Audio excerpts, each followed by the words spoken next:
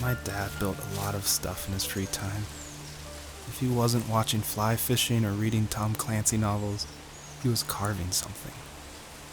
He made tons of birdhouses. Not that he was into bird watching, but I think he really missed working and adding on to the home. If he couldn't afford the time to build onto our own house, he would have to settle with watching birds move into their little homes. We kept an old mattress in the bed of that ugly yellow truck, so we would drive it deep into the woods and then watch the birds fly into their houses while the sun set. Usually it was accompanied by venison jerky or a cold Coke, but not a lot of talking, which is how we both liked it.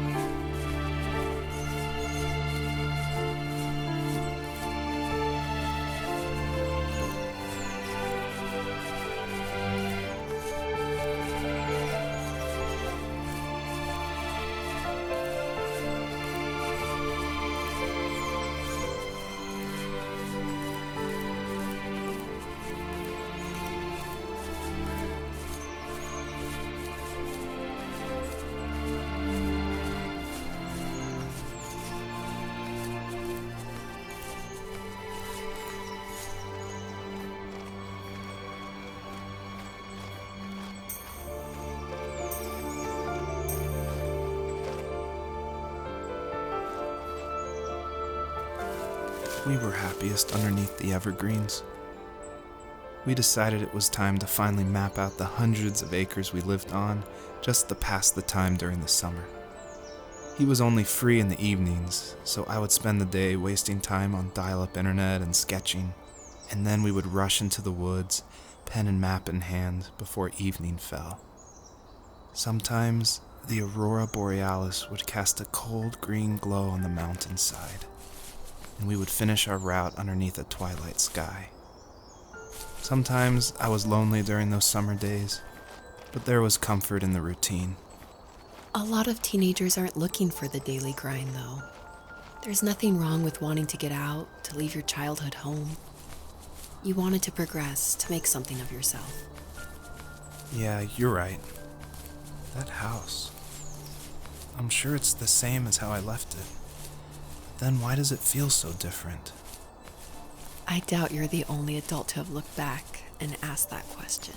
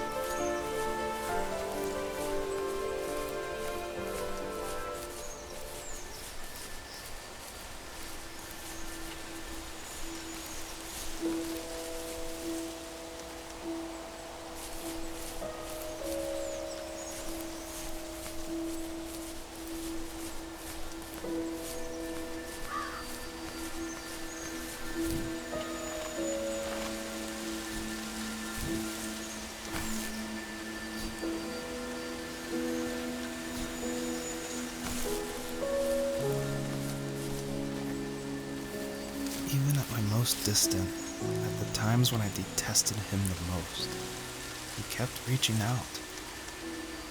For a year straight, he asked me every week when we were going camping. I thought he was just dense. Eventually, to shut him up, I agreed.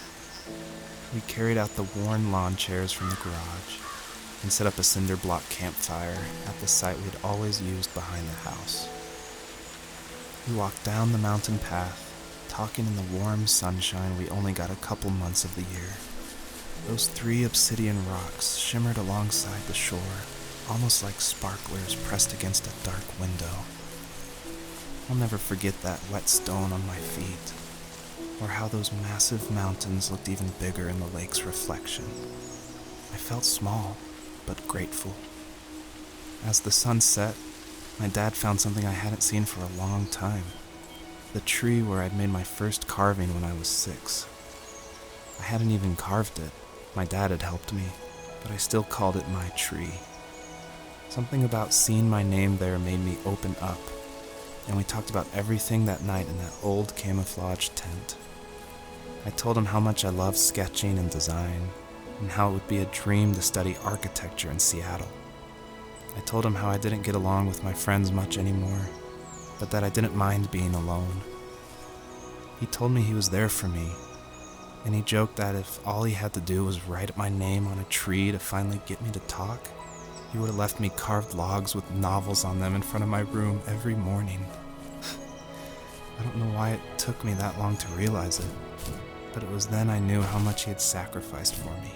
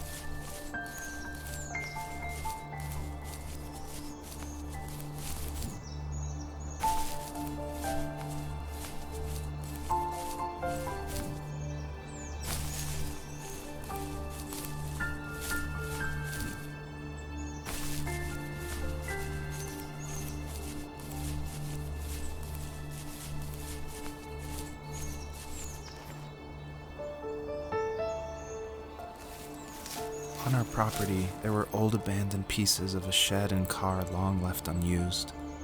I used to ask him all the time who those people were that left all this junk, and I'm sure he got so tired of hearing it that he made up some elaborate stories how a brown bear ate them and haunted the woods afterwards. What's funny is I think it made those people seem more real. Growing up thinking they were still hanging out like they couldn't say goodbye. I used to tell my friends how I could swear I saw spirits move near the water, and that always freaked them out. I guess it didn't bother me, because the way I saw it, they were normal people with old cars and sheds, just trying to figure out how to survive and be happy in the middle of nowhere.